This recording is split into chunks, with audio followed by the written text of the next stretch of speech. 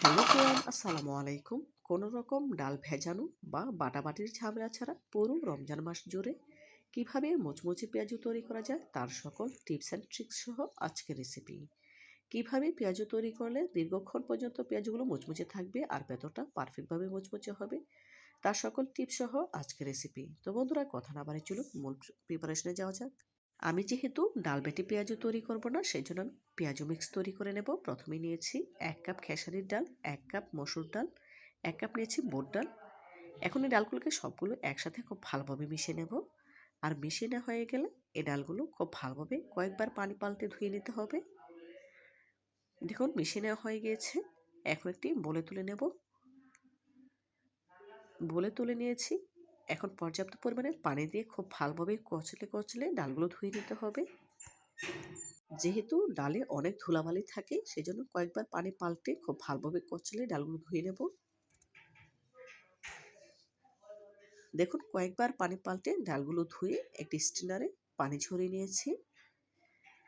এখন এই ডালগুলোকে রোদ্রে শুকাতে দিতে হবে। দেখুন এই ডালগুলো কিন্তু পুরোপুরি পানিটা ছেড়ে দিয়েছে, একদম ঝরঝরে হয়ে গিয়েছে। এখন রোদ্রে শুকানোর জন্য এখানে একটি বড় থালি নিয়েছি। তার উপরে পানি ঝরানো ডালগুলো দিয়ে দিলাম। একটু ছড়িয়ে দিচ্ছি যাতে করে খুব সহজে ডালগুলো শুকিয়ে যায়। আর এই ডালগুলো শুকানোর জন্য অবশ্যই খুব সকালবেলা ডালগুলো ধুয়ে পানি ঝরিয়ে নিতে হবে। এতে করে সারাদিনের রোদ্রে ডালগুলো শুকিয়ে যাবে। দেখুন খুব ভালোভাবে ছড়িয়ে নিয়ে রোদ্রে দিয়েছি। ডালগুলো যখন শুকিয়ে এসেছে তখন আবার ফিরে এলাম। দেখুন ডালগুলো খুব ভালোভাবে শুকিয়ে গিয়েছে। এখন এগুলোকে ব্লেন্ডারের জাগে করে গুঁড়ো করে নিতে হবে। আমি যেহেতু ভিডিও করি বিভিন্ন ধরনের পেঁয়াজু বা ইফতার আইটেম তৈরি করতে হয়, সেজন্য আমি অল্প পরিমাণে নিয়েছি। তবে আপনারা সারা মাসে কতটুকু ডালের পেঁয়াজু তৈরি করবেন সেই অনুযায়ী নিয়ে নেবেন। সবগুলো ডাল সম পরিমাণেই নেবেন। দেখুন ব্লেন্ডারে করে গুঁড়ো করে নিয়েছি। আমি আপনাদের দেখিয়ে দেব। দেখুন ডালগুলো খুব ভালোভাবে গুঁড়ো হয়েছে, একদম পাউডার হয়ে যায়নি, কিছুটা দানাদার অংশ আছে। দেখেই বুঝতে পারছেন আসলে পেঁয়াজুর ডালগুলো এতটা দানা দানা রেখেই তৈরি করতে হয়, একদম মিহি পেস্ট করা যায় না। এখন এগুলোকে একটি কাচের বয়ামে ভরে নেব। এভাবে এয়ারটাইট বয়ামে ভরে সারা মাস সংরক্ষণ করতে পারবেন। আর কোনো রকম বাটাবাটির ঝামেলা বা ডাল ভেজানোর ঝামেলা হবে না। দেখুন বয়ামে ভরে নিয়েছি। এখন পেঁয়াজুর জন্য আমি কিছুটা মিশ্রণ তৈরি করে নেব। পেঁয়াজু তৈরি করার জন্য এখন পেঁয়াজু মিক্স নিয়ে নেব। এখানে একটি বাটিতে নিয়ে নিচ্ছি মেজারমেন্ট কাপের ১.৫ কাপ পেঁয়াজু মিক্স। তার সাথে অ্যাড করে দেব সমপরিমাণ পানি। মানে আমি যেহেতু ১.৫ কাপ পেঁয়াজু মিক্স নিয়েছি, তার সাথে ১.৫ কাপ পানি অ্যাড করব। আপনাদের বোঝার সুবিধার্থে প্রথম অবস্থাতে আমি ১ কাপ পানি অ্যাড করছি। নেড়ে খুব ভালোভাবে মিশিয়ে নিচ্ছি।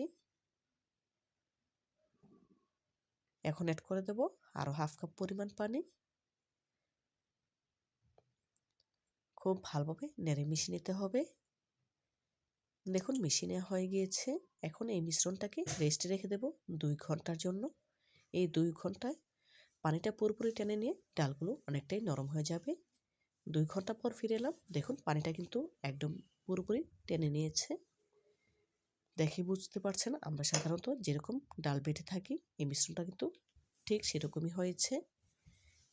এখন এর সাথে অ্যাড করে দেব মেজারমেন্ট কাপের ১ কাপ পেঁয়াজ কুচি।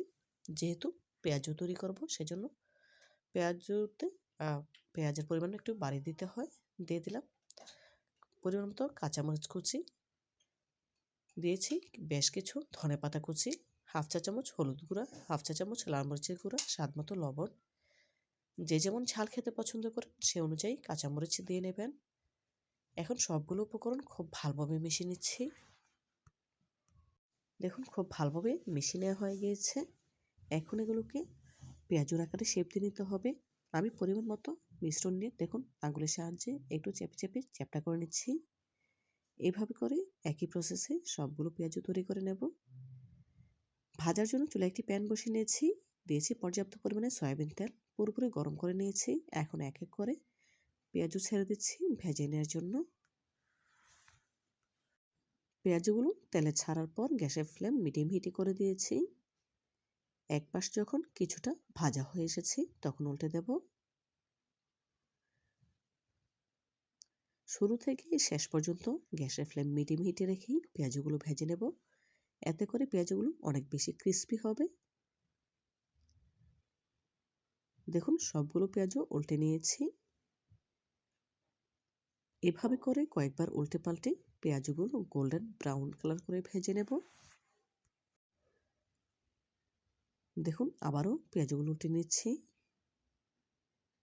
অফ ক্যামেরায় আরও একবার উল্টে দিয়েছিলাম। এই পর্যায়ে পেঁয়াজগুলো কিন্তু গোল্ডেন ব্রাউন কালার হয়ে গিয়েছে, দেখে বুঝতে পারছেন।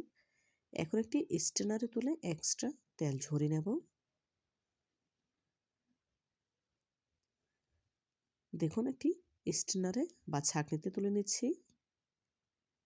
এভাবে করে একই প্রসেসে সবগুলো পেঁয়াজও তৈরি করে নেব। দেখুন পেঁয়াজগুলো ভেজে তুলে নিয়েছি। এভাবে করে একই প্রসেসে সবগুলো পেঁয়াজও ভেজে নেব। সবগুলো পেঁয়াজও ভেজে নেওয়া হয়ে গিয়েছে। এখন একটি সার্ভিং প্লেটে সার্ভ করে দিয়েছি। মাশাআল্লাহ, দেখুন কতটা সুন্দর হয়েছে। দেখেই বোঝা যাচ্ছে কতটা মুচমুচে হয়েছে। এখন আপনাদের ভেঙে দেখাবো। দেখুন কতটা পারফেক্ট মুচমুচে হয়েছে, নিশ্চয়ই বুঝতে পারছেন। আর ভেতরটাও কতটা ক্রিস্পি হয়েছে, মাশাআল্লাহ। তো বন্ধুরা, আজকের মতো বিদায় নিচ্ছি।